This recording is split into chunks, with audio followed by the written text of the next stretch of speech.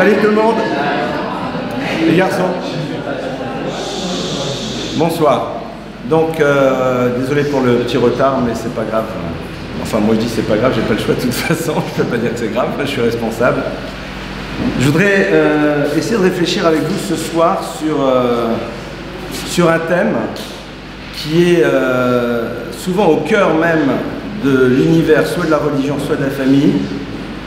C'est un mot qui fait peur.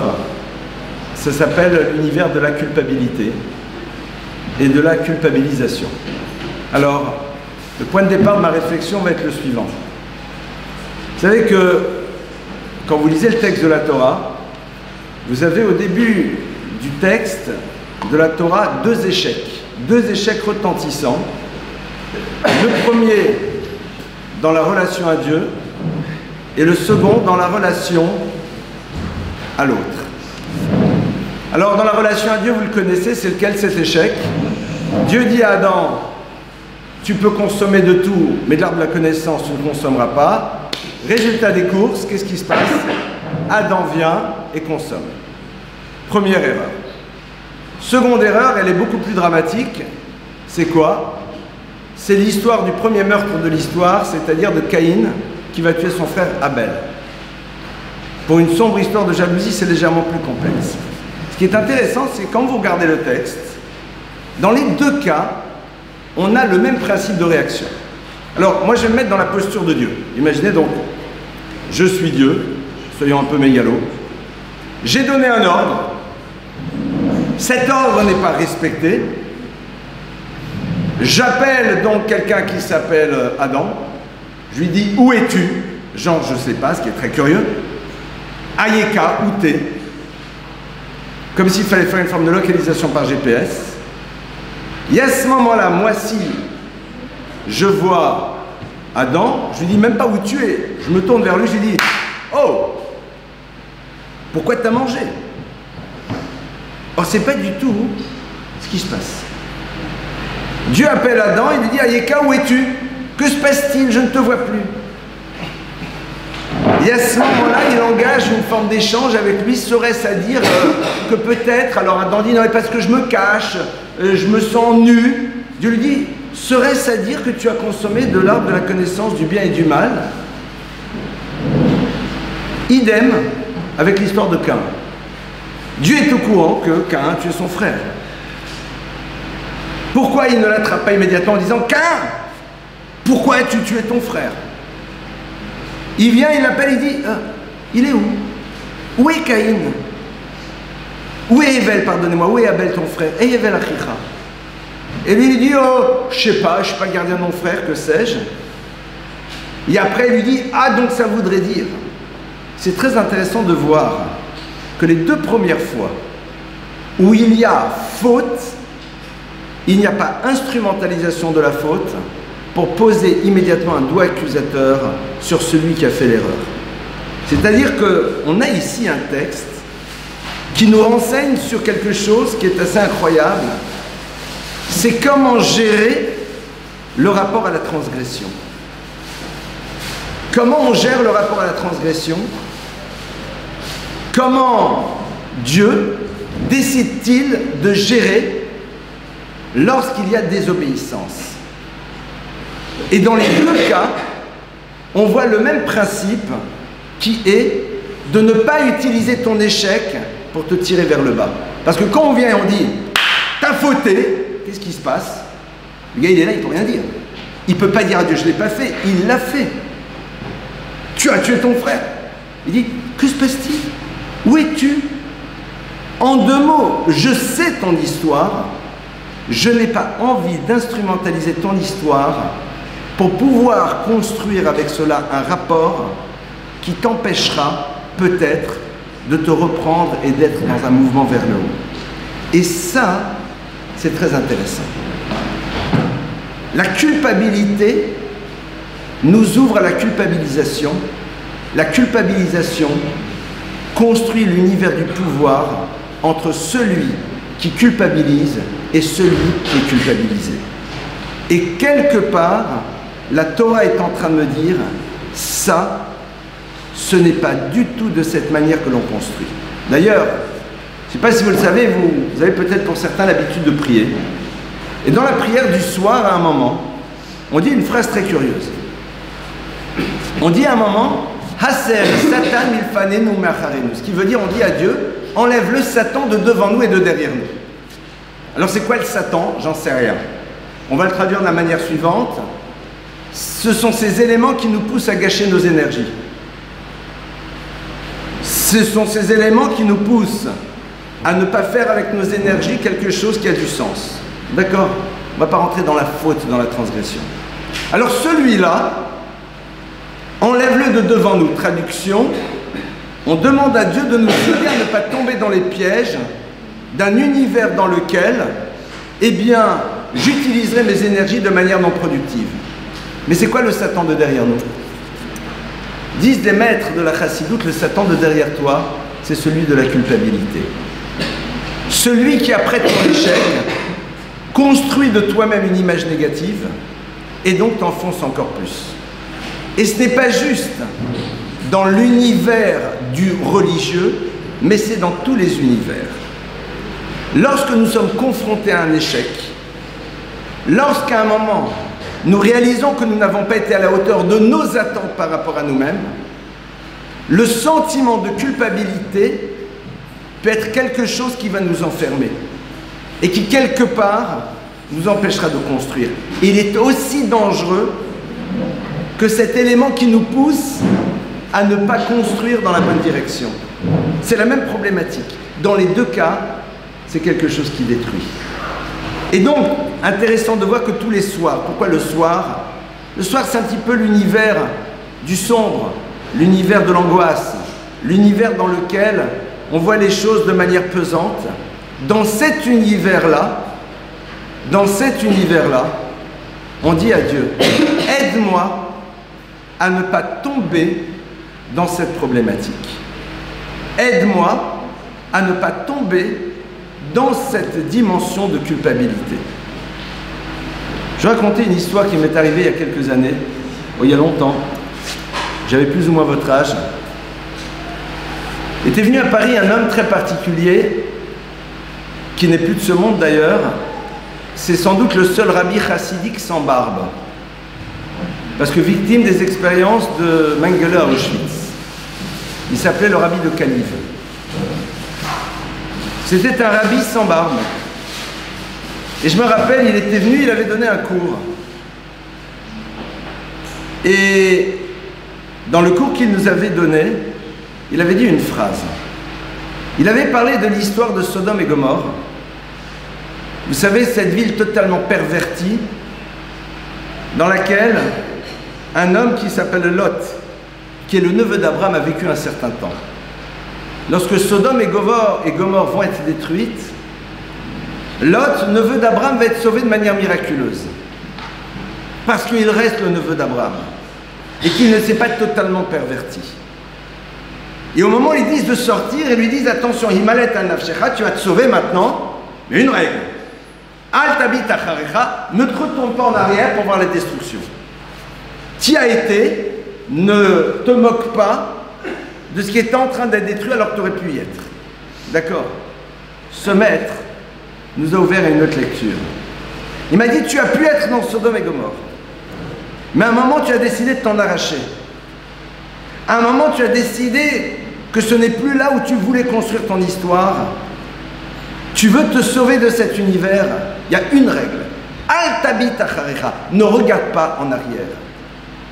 Parce qu'avoir un passé ne doit pas nous empêcher de construire un futur. Avoir un passé ne doit pas nous empêcher de construire un futur.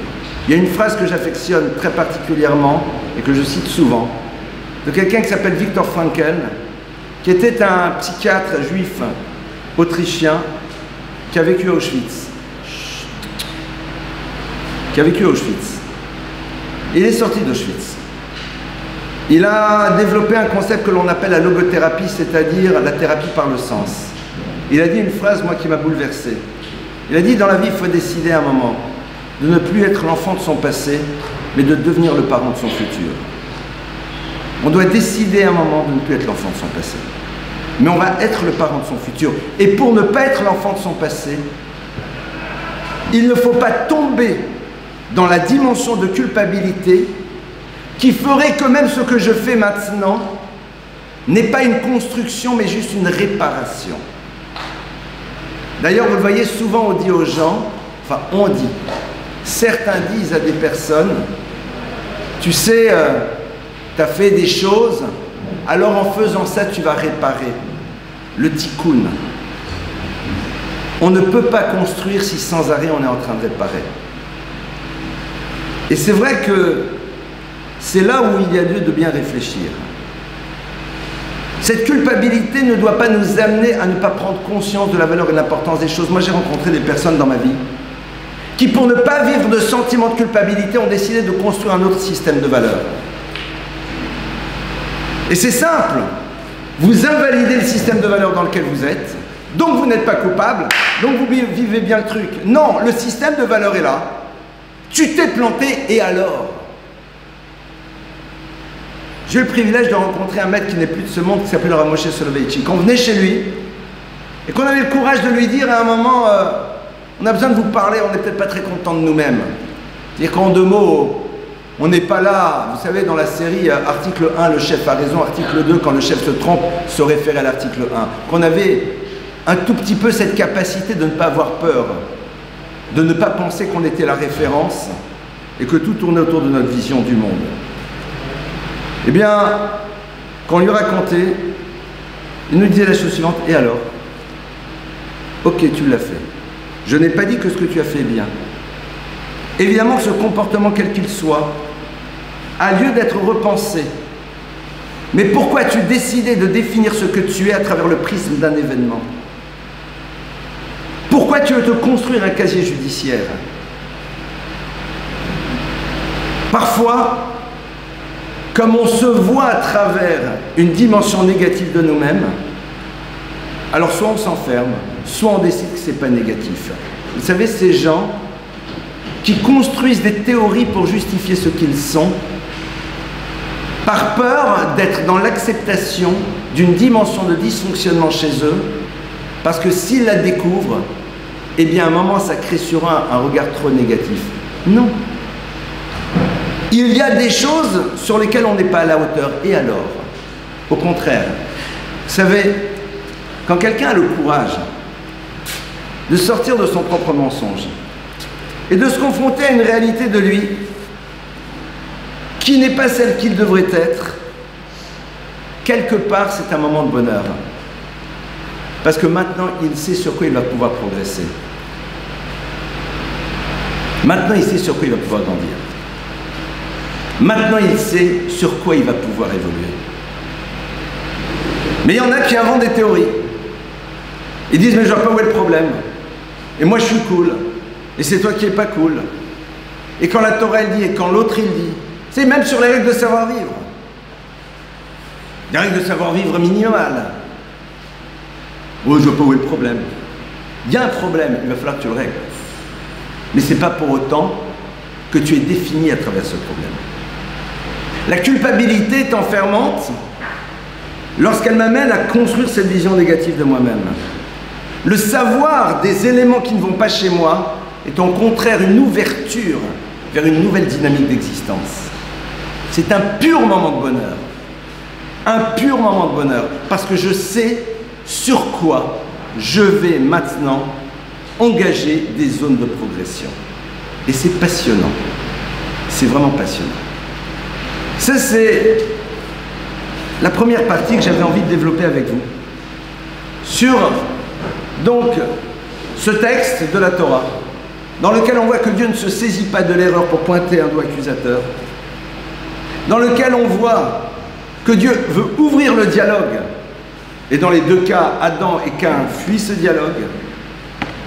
On voit aussi, dans ce texte de la Tfila, ô combien on comprend le danger de la culpabilité enfermante, et donc à partir de cela, faire en telle sorte qu'elle ne soit pas l'élément qui détermine nos mouvements de vie en étant en réparation. Dans l'univers de la religion, on utilise beaucoup la culpabilité. C'est un très bon truc que tous les gourous connaissent. Pourquoi? Je prends n'importe lequel d'entre vous, et vous pouvez le faire avec moi aussi. N'importe lequel. Même ceux qui regardent leur téléphone. N'importe lequel. Et je le regarde, je lui dis, ça va? Il dit, ouais. T'es sûr? T'es sûr? Qui n'a pas quelque chose à se reprocher? Qui n'a pas un truc? Tu vois le rabbin, ça va? T'es content de toi? Vraiment? Oui? Ça marche! C'est comme ça qu'on fait sortir les cartes bleues après. Vous me direz 3 pater et 2 ave. C'est comme ça qu'on prend le pouvoir. La culpabilisation, c'est l'arme de celui qui construit une stratégie de pouvoir et qui veut conquérir les autres. Et elle marche! Et c'est ça le drame. Parce que tu seras toujours face à quelqu'un qui se sentira mal par rapport à un élément de lui-même, et à partir de ça, tu l'amèneras là où tu le désires. Combien de personnes vont vers l'univers de la pratique pour se débarrasser du poids d'un passé qui est trop lourd pour eux, au lieu d'être dans une acceptation et de voir dans ce passé le point d'entrée d'un nouveau mouvement d'existence de par l'expérience qu'ils ont su prendre de celui-ci. Je laisse ça à votre... s'il vous plaît. Arrêtez. Compliqué. D'accord? Merci. Donc, ça c'est quelque chose sur lequel il y a lieu de réfléchir. Après, chacune et chacun d'entre nous sait où il en est. Accepter ma réalité, d'ailleurs c'est ce qu'on dit à Kippour. Ouais. Je fais des idioties. Et alors? Je suis un être humain, non? Il existe une personne qui n'a jamais fait d'erreur? Non. Next. Next. Next. Très bien. On raconte qu'un jour il y avait un maître qui s'appelait le rabbi Yitzhak Miberditchov, qui rentre dans la Sina. C'est juste avant Kippour. Il ouvre la Kodesh, il dit Dieu, il faut qu'on se parle. Tu as créé une notion géniale qui est le pardon. Mais tu es d'accord que s'il n'y a pas de faute, ton pardon il sert à rien. Viens, on fait un deal. Nous on te donne nos fautes et toi tu nous donnes ton pardon. En un mot, si pardon il y a, c'est que nécessairement il y a faute. Ça c'est dans l'univers de la religion. Cet univers dans lequel on doit d'abord voir ce que l'on est et voir dans nos erreurs des zones de progression. Je vais même plus loin. Le peuple juif, il sort d'Égypte. Pourquoi? Parce qu'on dit qu'il est au moins 49 degrés d'impureté. Parce que s'ils étaient à moins 50, ils ne peuvent pas sortir. Quoi, Dieu, il ne peut pas. Dieu ne peut pas. Dieu ne peut pas. Il leur faut un mérite. C'est quoi le mérite? C'est quand tu es à moins 49, tu n'es pas à moins 50. Tu dois être là. Tu es là. Mais tu as décidé que là, tu ne seras pas. Je vais prendre des exemples, mais grosses. D'accord? Tu sors en boîte. D'accord? Et tu repères quelqu'un. D'accord? C'est-à-dire, tu fais quelque chose que si c'était quelqu'un d'autre qui le faisait à ta sœur, tu lui casserais la figure. Et c'est bizarre. Quand toi tu le fais, ça ne te pose aucun problème. C'est intéressant. Tu te mets dans une posture que si tu voyais que le chasseur, c'est pas toi, c'est quelqu'un d'autre, et que la fille qu'on est en train de chasser, c'est ta sœur, le gars, tu le prends, tu l'encastres. Mais toi, tu te permets de le faire. Marrant. Mais bon, ça, juste réfléchir. Il y a un moment où tu te rends compte que la personne qui est en face de toi est quelqu'un qui ne va pas bien. Pourquoi? Parce que il y a quelque chose qui ne va pas. Trop prêt à s'ouvrir à n'importe qui.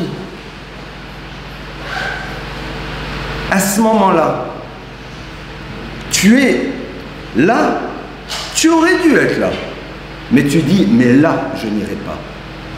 Je prendrai peut-être un verre, mais je n'utiliserai pas à un moment la difficulté dans laquelle l'autre est pour pouvoir m'approprier quelque chose de manière totalement égoïste. Mais qu'est-ce que tu fous là-dedans? T'as raison, j'aurais peut-être pas dû y être. Mais ce qui est sûr, c'est que même si je suis là, là je n'étais pas. Et c'est ça qui est intéressant de voir.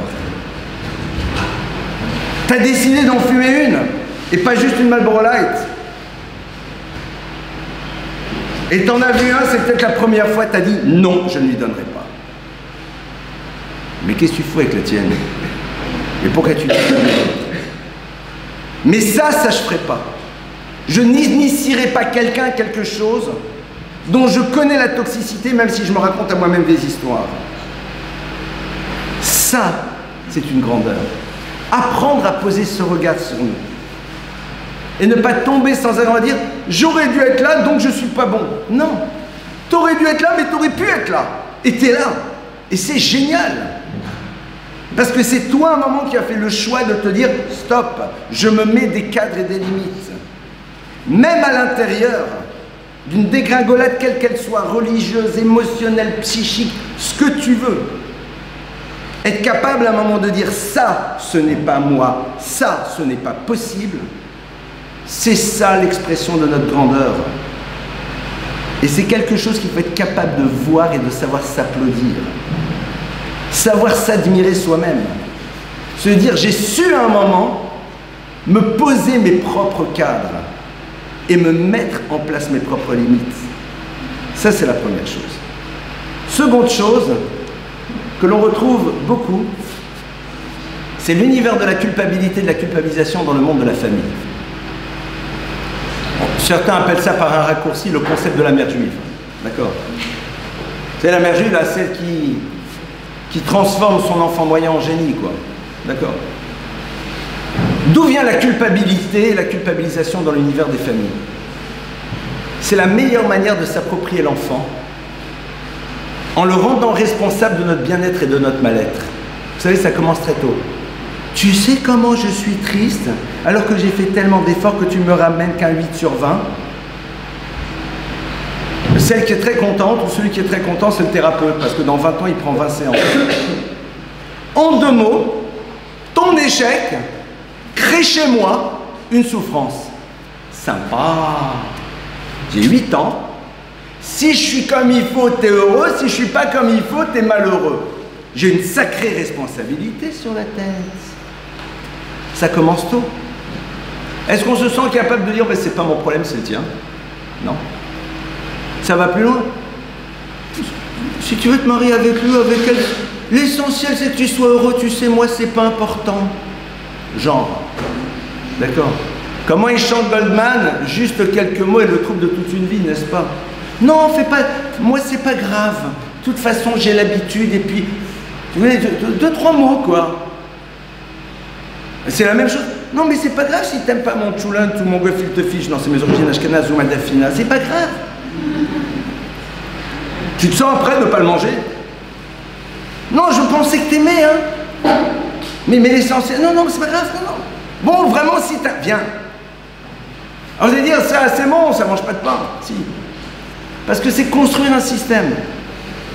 Malheureusement, souvent, c'est ce que les parents font. Parce qu'ils n'ont pas confiance en eux-mêmes et n'ont pas conscience que la relation à l'enfant, ce n'est pas se l'approprier. On ne va pas maintenant développer ça pendant 2 heures, bien que ça devrait prendre 2 heures. L'idée, c'est quoi?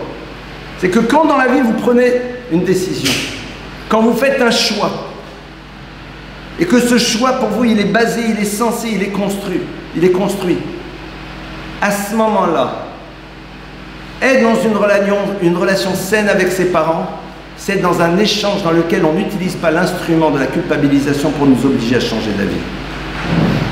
Si à un moment on l'utilise, alors même si on accepte, on vivra mal les choix que l'on fait. Et ça, c'est quelque chose de fondamental. Parce que ça peut complètement déséquilibrer notre propre univers. Comment est-ce qu'on fait pour ne pas avoir besoin de culpabiliser pour obtenir ce que l'on veut? En faisant en telle sorte que notre parole ait du poids en tant que telle, parce qu'elle a une valeur, parce qu'elle provient de quelqu'un qui représente quelque chose, parce qu'elle est censée. parce qu'elle n'est pas là pour prendre le pouvoir. Et c'est vrai que, vous allez dire, qu'est-ce qu'on fait avec nos parents? C'est compliqué. Parfois, on doit être capable de leur dire, je comprends, mais c'est mon choix. Je comprends, mais c'est mon choix. Et s'interroger si mon choix, c'est un choix de m'opposer pour leur montrer que j'existe, ou si c'est l'expression d'un choix construit et élaboré. Parce que ça, c'est un deuxième problème. Ça, c'est un deuxième problème, mais ce n'est pas le sujet d'aujourd'hui. Mais moi, je vous engage à autre chose. Je pense que l'immense majorité d'entre vous ici ne sont pas encore mariés, n'ont pas encore d'enfants. D'accord? Souvent, ça va ensemble d'ailleurs. Donc, mais on préfère, ouais, c'est mieux. Donc, si déjà, quoi. Autant qu'ils naissent dans une famille, quoi, c'est plus sympa. Donc, maintenant, mais vous allez devenir parents. Et vous savez que c'est maintenant que ça se prépare. Comment être l'adulte admirable qui n'aura pas besoin d'utiliser les artifices de la culpabilisation pour pouvoir proposer à un enfant sa propre parole? C'est là maintenant que vous êtes en train de construire. Parce que si l'enfant n'est pas capable de vous admirer, votre parole n'aura pas de poids. Si votre parole n'aura pas de poids, comment vous ferez pour obtenir l'obéissance ou que l'enfant suive vos choix? Mais ça sera avec ce système. C'est que maintenant que ça commence. En cherchant à se donner les moyens d'être admirable, c'est-à-dire en décidant d'être un tout petit peu mature, en décidant de construire une identité et de ne pas sacrifier notre identité sur l'autel de la pression sociale et du regard des autres, et de ne pas sacrifier notre identité sur cet autel de la pression sociale et du regard des autres. Maintenant, c'est là où par la suite, on sera l'adulte qui aura du poids de par le poids qu'il s'est donné lui-même à travers sa propre construction. C'est pas simple. C'est pas simple. Mais c'est comme ça que l'on élabore une histoire. C'est comme ça qu'on la construit. C'est vrai qu'on n'est pas dans un monde dans lequel on nous facilite les choses. On est dans un monde dans lequel on nous explique qu'au fond, l'essentiel, c'est d'être bien avec soi-même. Et le concept du coming out, donc que je ne veux pas, à qui je ne veux pas donner une dimension sexuée, c'est tout simplement, mais aime-toi comme tu es et vive la vie. Mais si on demande à un enfant de faire son coming out, moi je m'imagine faire mon coming out à 12 ans. J'arrive à la maison avec un carnet scolaire avec le sigle des Jeux Olympiques, 0, 0, 0, 0. Et mon père me dit ce que c'est, je dis papa, je vais faire mon coming out. Écoute-moi bien, je suis paresseux. Je suis paresseux. C'est ma nature profonde. Je lutte, mais je n'y arrive pas. C'est plus fort que moi. Donc que veux-tu faire? Il va falloir que tu assumes. Le coming out de ma paresse. Il y a de fortes chances que ce père dise, il va falloir que tu te bouges quand même.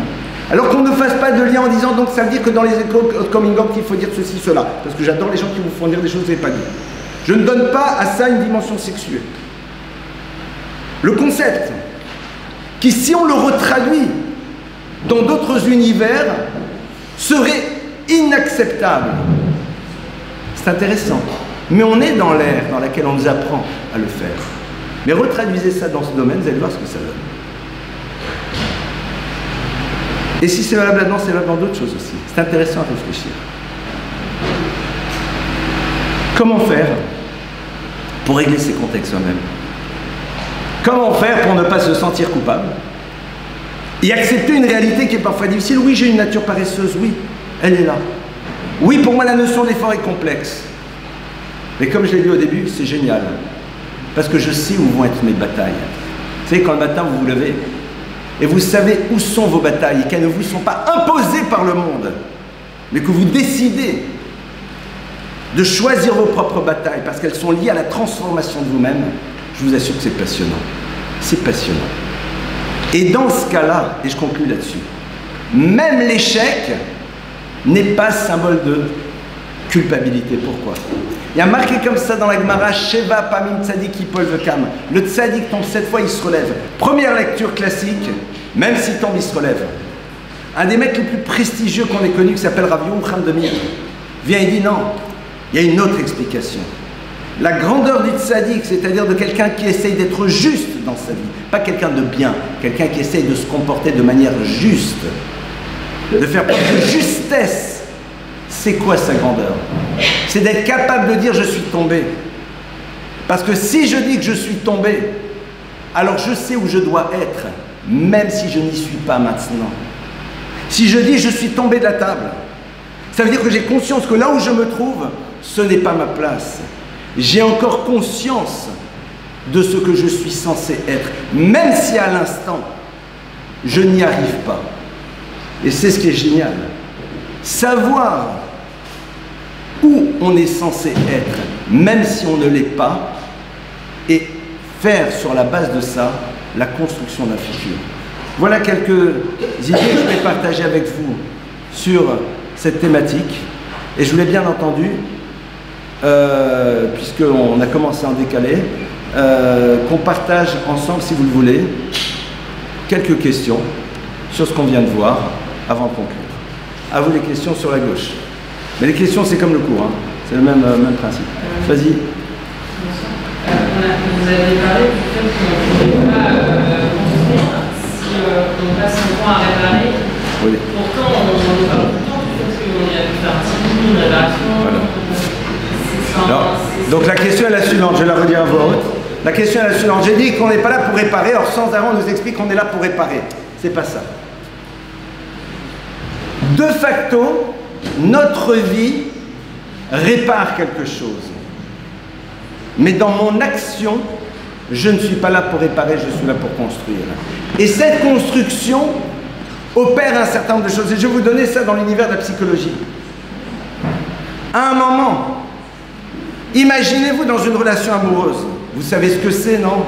J'ose espérer, un tout petit peu de loin. Vous êtes dans une relation amoureuse. Il y a un moment où vous avez fait du mal à l'autre. Est-ce qu'on est là pour réparer? Non. On décide à un moment d'être ce que l'on doit être. C'est-à-dire de ne pas voir l'autre dans la perspective de ce que j'attends de lui, mais plus de réfléchir ce qu'il attend de moi. Ne plus réfléchir dans la perspective de mes droits, mais plus de mes devoirs. Et tu agis de cette manière. Donc tu es dans une dynamique de construction qui de facto est en train de réparer. C'est-à-dire c'est la conséquence de ta construction qui opère une réparation. Et on le voit dans l'univers des couples. Je dis, j'ai fait du mal à l'autre, comment je peux réparer? Je lui dis, tu répares rien. Réfléchis ce que tu dois être. Et en étant ou en tentant d'être ce que tu dois être, à ce moment-là, il y a des choses qui vont se réparer. Et je te donne un exemple très simple. La plupart du temps, dans une relation amoureuse, la chose la plus bouleversante, c'est quoi? C'est de réaliser que tu n'es pas suffisamment important pour l'autre à travers le manque d'effort qu'il fait par rapport à ce qui est important pour toi. C'est ça le drame. Au moment où tu prends conscience que l'autre a besoin d'avoir conscience de sa valeur à travers les efforts que tu fais par rapport à ce qui est important pour lui, à ce moment-là, tu construis quelque chose qui de facto est en train de réparer ce qui s'est passé par ailleurs. Et c'est comme cela qu'on doit faire. Parce que sinon, on rentre après dans qu'est-ce que je dois faire pour réparer? Non, non, il n'y a rien à réparer, il y a à agir. Il y a à agir. Sinon, on rentre dans le trafic d'indulgence, quoi. Qu'est-ce qu'il faut faire pour que la sanction n'existe? Ça c'est du... Pardonnez-moi, c'est du n'importe quoi. Enfin, c'est tout sauf de la Torah. Autre question?